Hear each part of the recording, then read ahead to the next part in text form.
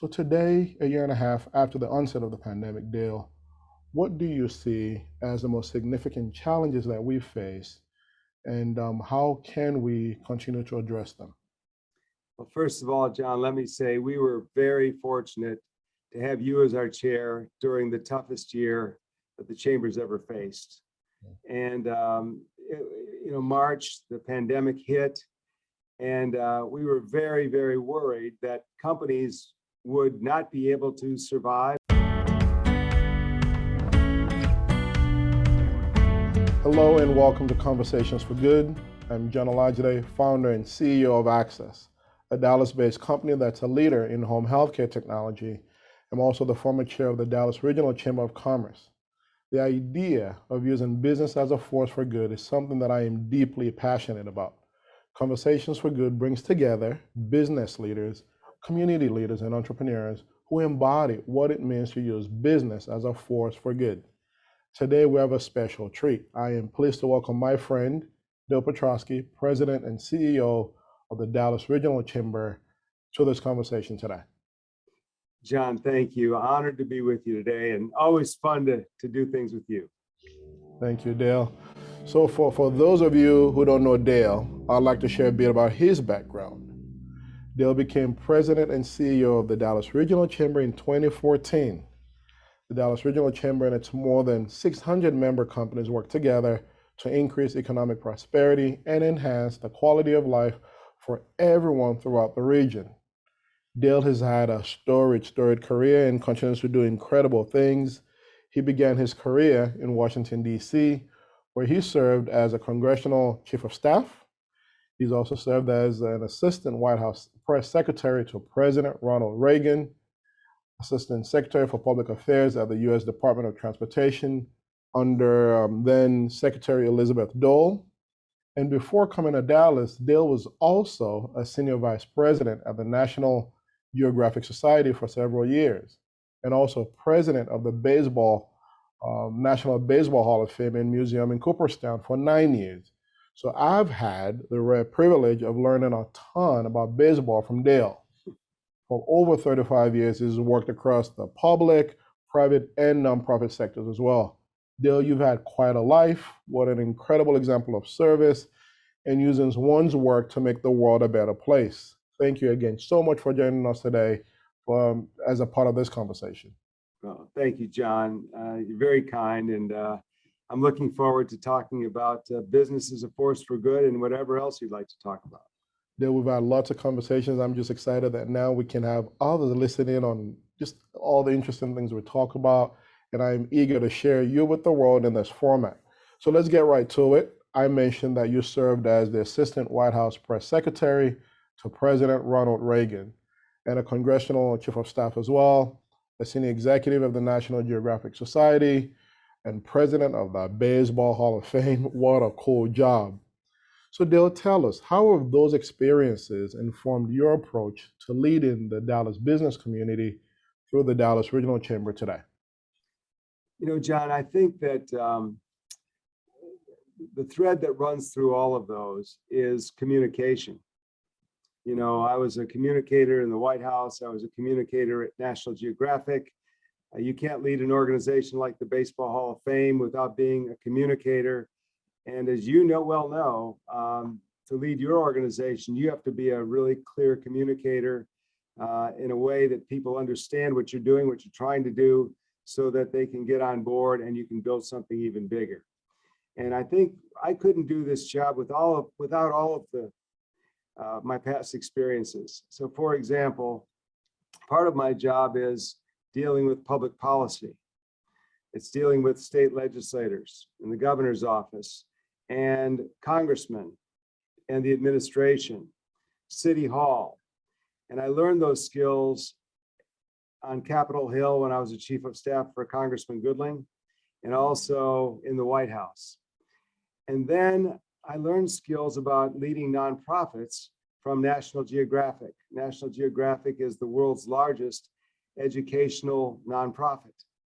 And then what I learned at the National Baseball Hall of Fame was also leading one of the world's best known nonprofits, the Baseball Hall of Fame.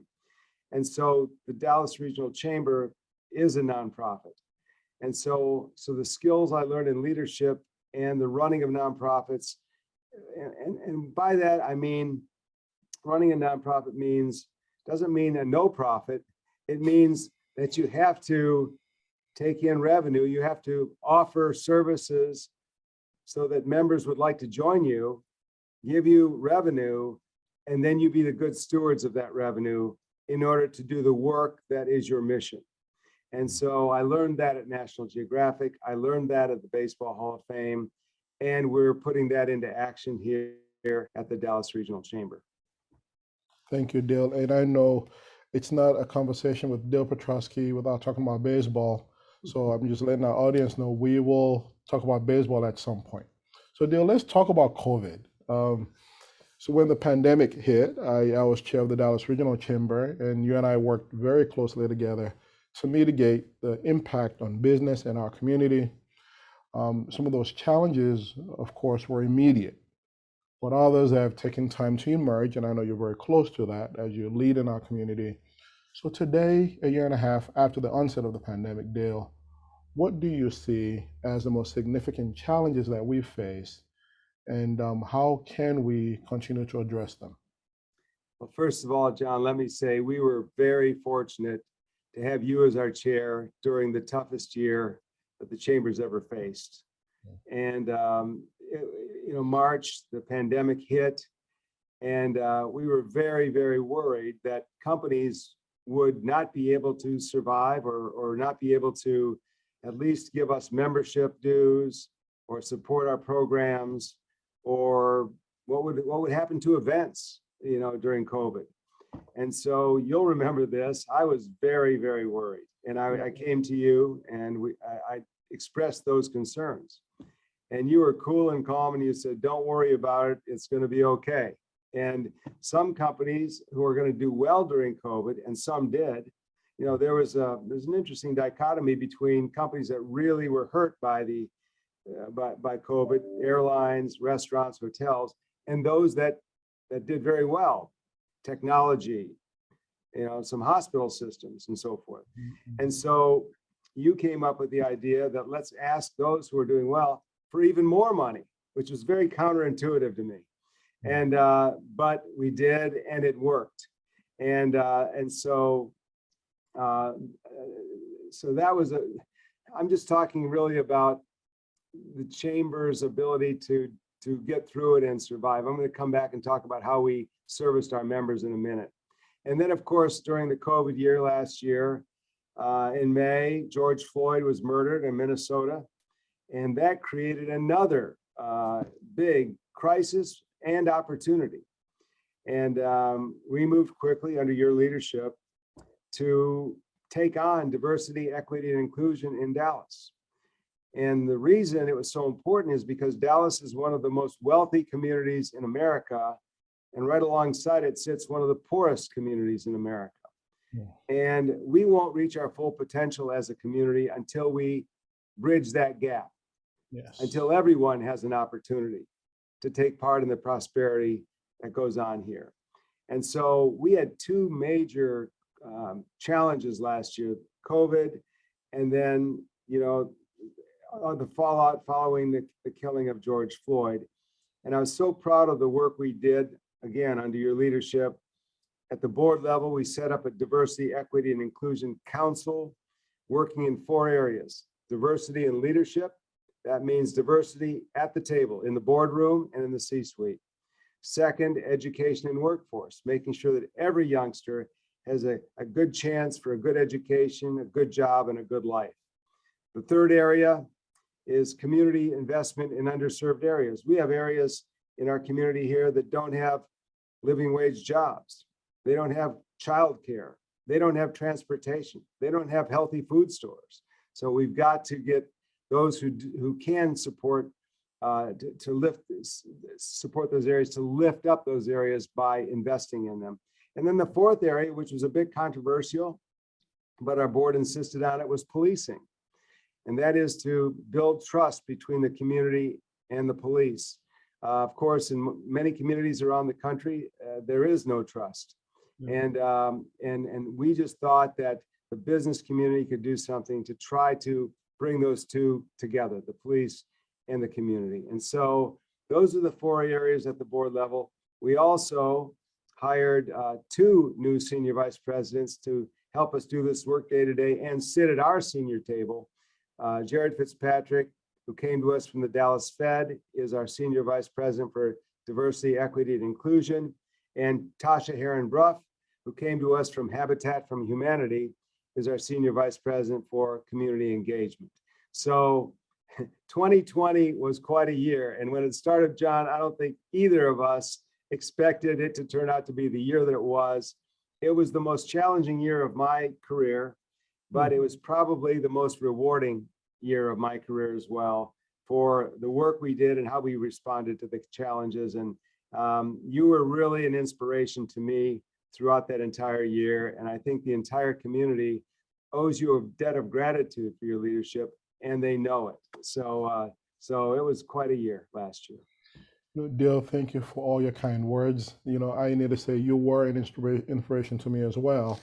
And I've shared this with you already, and I'm glad others can hear it now, that I couldn't think of a better person to be in the trenches with than Dale Petroskey when it seemed like the world was falling apart. And I know we had calls every morning trying to figure things out and just lead and support and do right for our community.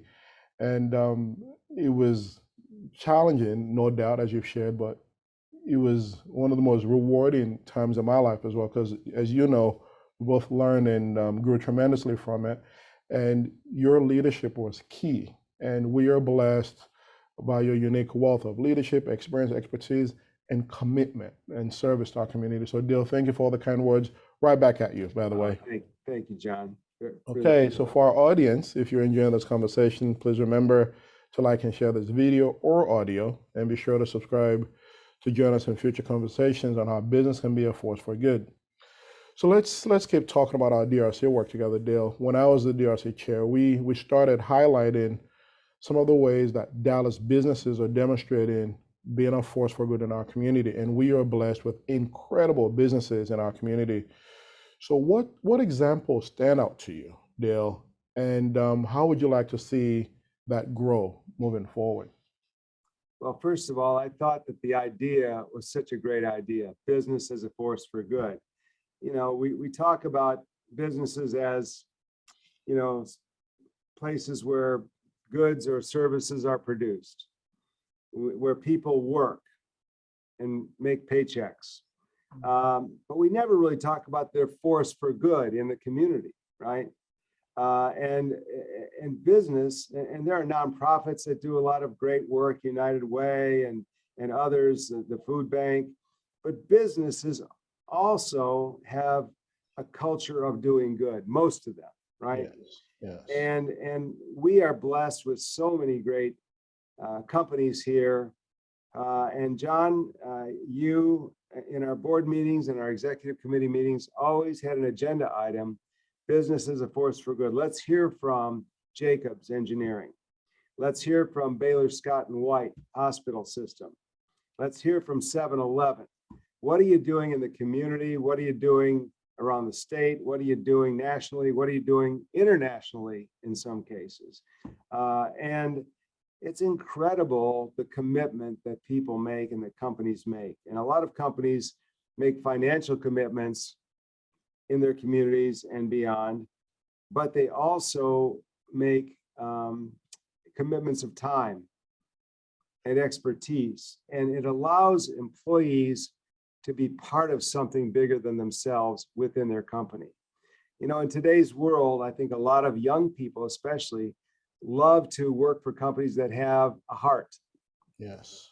That want to do good beyond just produce goods or services. And this allows those employees to go to work, feel good about the work they're doing, but after hours, also feel good about that company by volunteering for the Heart Walk, or volunteering to go into a food shelter, or to a homeless shelter, whatever it might be. And it's amazing. Every company that we asked to be on the agenda, the board agenda or executive committee agenda, would put up a 5 to 10 minute slideshow on what they were doing, and incredible. And, you know, if it weren't for you, that would have been hidden under a bushel basket. Nobody would have known. Nobody would have talked about it. And I think now, and it also, by the way, gives others the opportunity and the vision for what they could be doing and maybe aren't doing yet. So it inspires others to do more good too. Well, Dale, thank you for your comments. And like you, I am so impressed by just the quality of the organizations that we have in our community, and they continue to do great work. And we talked about this over and over last year, that their involvement in businesses in the Dallas region leaning in helped to move our community forward and even helped us recover faster than most communities. Just an exemplary business community. And I've shared everywhere I go that when a book is written about that time period and people really think about communities, our businesses should get a lot of credit for the way they weighed in to help move our community forward under your leadership. So thank you for that, Dale. Yeah. So let's talk about some, go ahead, Dale. That brings up one more point, John, that I'd like to bring up here, though, if that's okay. Many of our small businesses were really hurt during COVID. You think about it, our restaurants, small restaurants, the pizzeria, the dry cleaners, the barber shops, you know, these are sole proprietorships in many ways. And when people stop coming out of their homes because they can't come out of their homes because they don't have shots in the early days, those businesses really suffered, and some of them even went under. And you, along with a few others, Fred Perpaul, Trey Bowles of the Dallas Entrepreneur Center. Fred Perpaul is with Beck, CEO of Beck, and he was the chair of the Citizens Council while you were chair of the chamber. Kelvin Walker, who's the CEO of the Citizens Council, got together and created a fund called the Revive Fund, and made some calls to big corporations like AT&T and American Airlines and others, asking if they would contribute to this fund so that loans could be given out to small businesses to help them survive. And about $3.5 million was collected in that effort. And a lot of small businesses were saved as a result of that. Just one more example, I think, of you saying, let's ask those who have and those who are doing okay to help those who aren't doing as well. It's the whole notion of the common good, you know, the most good for the most people. And I really admired your leadership on that as well. Thank you, Dale. You're very kind. Okay, let's move on to something that I'm very passionate about: culture, especially workplace culture. Dale, you know, at Axxess, we call it the Axxess way. You and I have had lots of conversations about that. And I know you've worked very hard to maintain the wonderful culture at the Dallas Regional Chamber, even as the pandemic has required a totally different work environment. So how would you describe a successful workplace culture, and how we can be more successful keeping employees engaged, especially in today's world, and as you even interact with countless leading global organizations? Yeah. I would say culture starts with the notion of sharing the enthusiasm for the work you're doing and making sure everyone realizes how important that work is every day. And so my favorite quote is by Teddy Roosevelt, who said, "The greatest prize life has to offer is the chance to work hard at work worth doing." And I remind my team every time I get in front of them that we are doing hard work that's worth doing. And not everybody can say that about their job. Okay, so that's the one piece, that we're all together here to do important work every day. It's hard, but it's work that is manifested in the community and making us a better community. So that's a pretty great way, pretty great reason to come to work every day. The second thing is, you know, you got to have some fun, and you've got to be sunny, and you've got to people have to want to get to know one another and enjoy one another, and it's the social aspect of work, which I think so much of us have been missing in the last year and a half. We do these Zoom calls, and they're kind of fun, but there's nothing like being together. We recently came back to our offices together on Tuesdays, Wednesdays, and Thursdays. Everyone's in the office Tuesdays, Wednesdays, and Thursdays. And that first day, that everybody was back. And I know some people probably were like, oh, I don't want to come back to the office. But when they came back, they were excited. And by the end of the day, it was like, oh, I forgot how fun this is, to talk to people about restaurants or their pets or ball games or whatever it might be. There's the social aspect of work that is part of work. It's an important part of work, and it's an important part of the culture, right? I agree. I'll tell you how we tried to maintain our culture during the year and a half of the last year and a half of COVID. We were very intentional about routine. So every morning for 1 hour, I had a senior team meeting on Microsoft Teams for 1 hour from 10 o'clock to 11 o'clock every morning. And we talked about what happened yesterday, what's coming up tomorrow and in the next week.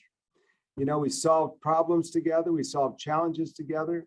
We talked about when is the right time to bring our team back together again, and so forth. And those are decisions that you think that the CEO and the COO make, and we do ultimately, but with a lot of input from the senior team. And I think they really felt part of it and part of the decision-making process. So the daily senior staff meeting was very important to maintaining our culture. The second thing we did was every Tuesday for 1 hour, we had an all-staff meeting on Zoom where we told everyone on the staff what was happening, congratulating them for what had just happened, maybe an event, a virtual event or whatever it might have been, talking about policies that we are, implementing or maybe revising, talking about what's coming up in the next couple of weeks, maybe sharing what a department is doing in terms of working on a project to create something new. So all staff meetings on Tuesday. And then on Friday afternoons, for an hour from 3 to 4, we had a happy hour. And the happy hour was always light and fun. It could have been a pet show, where you showed your pet and you talked about your pet. And we had the little children of our employees watching in on the pet show. Or we did trivia contests where there was, a little fun competition about, who would win Jeopardy that day kind of thing. And so we always tried to make it fun and light, and everybody looked forward to that on Fridays. So I think the routine of every week, people knowing that we have these meetings, the purpose of these meetings, that they're going to get good information, they're going to be able to see each other, and they're going to be able to have a little fun together too, really helped us get through COVID. Wow, Dale, thanks for sharing that. I'm sure leaders will learn a lot from what you shared. And I'm glad that Henry, Dale's dog, got his opportunity to be showed off as well. And I know we could talk all about it, Henry. That's going to be another conversation. Well, he was the most handsome dog in the pet competition. I'm sure everyone feels the same about their dog, Dale. Okay, I said earlier, it's not a conversation with Dale without talking about baseball, given your leadership at the Baseball Hall of Fame. Dale, one particular story that I want you to share with the audience is how you led the research into the Negro Leagues while you're president of the Baseball Hall of Fame. Please tell that story. Yeah, thank you, John. It's one of my proudest moments, really. And when I got to the Baseball Hall of Fame in 1999, I was learning a lot of new things. And one of the things I was learning is that there were 18 Negro Leaguers in the Baseball Hall of Fame that had been. It started with Satchel Paige. He was the first one inducted. And every couple of years, another one would have been inducted. So we were up to 18. And we, as a staff, we talked about, is there a way we could, that there could be enough statistics to really understand whether a guy is a Hall of Famer or not going forward. And there were lots of excuses and lots of reasons we couldn't do that. So for example, in modern day baseball, there's a box score for every game every day, and it's in the paper and it's recorded and so forth. Back when the Negro Leagues played, and they played from 1920 to 1960, they were just trying to survive as a league. And so the Kansas City Monarchs, who played in Kansas City, may have played a league game against the Chicago, team. And then in order to get up to Chicago to play their next game, they would barnstorm along the way and play exhibition games in Joplin, Missouri, and Kankakee, Illinois, and all these places. Well, those are not considered league games. So there's this jumble of statistics of some were league, some were not. Some of the black newspapers, believe it or not, there were black newspapers in those days that were separate from white newspapers. Some of the black newspapers did not cover the box scores. So it was a patchwork of information. How do we ever get our arms around all of it and really know the full story? And so we devised as a team at the Hall of Fame a process for collecting as much information as we could and sorting it out. And we got experts, and believe it or not, there's not Negro League experts. There are experts in the Negro Leagues in the Caribbean, the Negro League, the Eastern League of the Negro Leagues, which would have been New York, Baltimore, those areas. The Midwest Negro Leagues, Chicago, Kansas City, and so forth. And so there were experts that specialized in those things. And these are often researchers, academics, and so forth. We assembled them to be a part of this process. And over time, they were able to, and it was a big, big effort, they were able to get 95% of all the statistics available and put it together. And then we thought we have enough information to do this. And so then we put together all that information, and there was I think in the first pass, there were like 95 players that they thought were worthy of consideration. And in the second round, it got down to like 57. And then in the third round, of those 57, I think the final round, there was voting on them, and 17 new Negro Leaguers were voted into the Baseball Hall of Fame at once. It would be the final time because we finally had all the information. And so in 2006, on an induction day in 2006, 17 new Negro Leaguers went into the Baseball Hall of Fame to join the 18 that were already in. And as I say, that was one of the proudest moments of my time in Cooperstown. Thank you so much for sharing that story. And I'm glad that the world is getting to hear that story some more. Everywhere I go, I tell people that story. And I'm glad you've been able to share that with us here as well. Thank you so much for your leadership. That's being a force for good in the world. Thank you so much, Dale, for that. Well, thank you, John. So given your experience working at the highest levels of government, Dale, highest levels of government, highest levels in business and nonprofits, I'd like you to share one insight, just one insight that you've learned that might benefit our audience as we all work to make the world a better place. Gosh, that's a tough question, but I think, and for me, it always comes down to people, and I think one thing that I've learned is that the truly great are truly humble. So I happened to work in the White House when Ronald Reagan was president, and he was a great man. He was also a very humble man. I got to work at National Geographic when Gil Grosvenor was the president and CEO. Gil Grosvenor is the great-grandson of Alexander Graham Bell. Yeah. Truly great man, a truly humble man.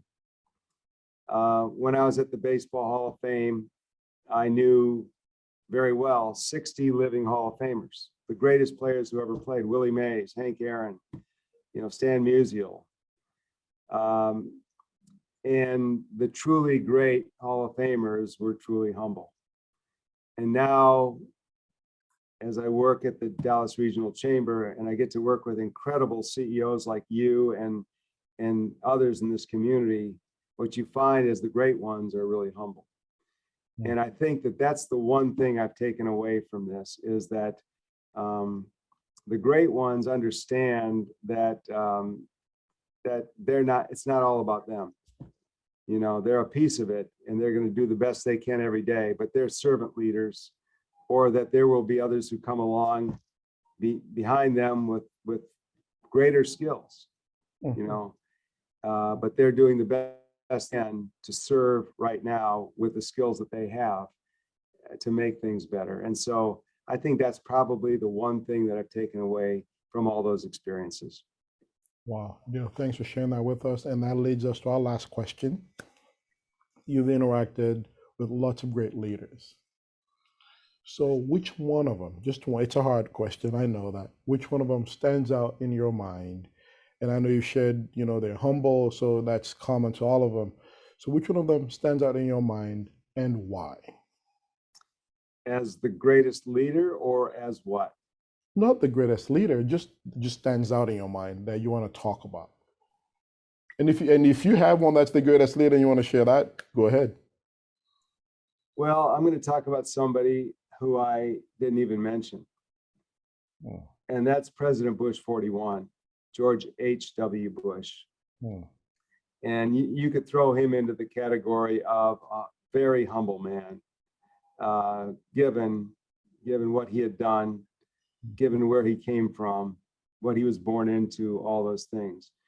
But what he loved most was making other people happy and making life fun for everybody around him. When he was a young boy, his nickname was Have Half, Havehallf, Have Half, because when he was a little boy at 5 years old, if he had a cookie, he would go up to his friends and say, "Here, have half, let's share this. Let's share this." He understood that it was about the common good, those around him, making the world better for those around him. And he never lost that. I knew him quite well through the years. And he always wanted everybody around him to feel better and to look better, really. Very generous of spirit. And there are a couple of books about him that I think would tell that story if your viewers are interested. One just came out. It's by Gene Becker, who was President Bush's chief of staff after the White House years in his ex-presidency. And it's really about the man in his last 25 years of life and who he really was. And you'll read the letters to his grandchildren, these loving letters to his grandchildren, the funny letters to his brothers and sisters, just how he was full of energy, all those years, wanting to go here, wanting to go this, wanting to play this prank on somebody. And if you really want to get a sense of George H.W. Bush, it's not about policy, it's about him, the man. I would recommend that. And the other one is by John Meacham, called Destiny and Power. And it really gives you a sense of him from a young boy to a naval aviator and to Yale, to all the things he did at the CIA and China, the ambassador to China, and running the Republican National Committee, congressman, right on to the vice presidency and the presidency. And really how he never changed. He never changed from that little 5-year-old boy right to the end. He was who he was. And what he was a good and decent man. First and always. Incredible. Have half. I would never forget that, Dale. And I just want to add, I just think it's incredible the friendship that he shared with Jim Baker. That's another great man. So I know we can talk about that all day as well. Another great leader as well. Well, Dale, thank you for your time. This marks the first anniversary of Conversations for Good podcast. So we had a very, very special guest, and I want you to know how much it means to have you share this special episode with me. Thank you for everything that you do to make our community and our world as strong as it can be and make lives better for others. Well, John, I'm very honored to be on with you, and just honored to know you and to get to see you up close last year as the chair for the kind of leader you are. I knew you as a board member. I knew you as the founder and CEO of Axxess, but I got to see it at a whole new level last year when the times got tough, and you were willing to take on a lot and to step out and to lead. And as I said earlier, the community knows that and will never forget it. I think they really got a sense of you as a leader last year. And though it was tough, it was also a great opportunity. Dale, you're very kind and generous in your remarks. And, I tell people that I got so much more out of it than I gave. And it was really an honor to serve our community. And as I've shared before, it was even a greater honor to be in the trenches with you as we did that work together. So thank you for your kind words. You're so nice. You're so kind, John. Thank you. Thank you for this. Really appreciate Thank it. you. Thank you. So for our audience, if you enjoy this conversation, please like and share this video. And of course, be sure to subscribe to join us in future conversations on how business can be a force for good. Thank you to those tuning in. I look forward to many more conversations in the future as we all work together to ensure a better community and a better world for all. Thank you.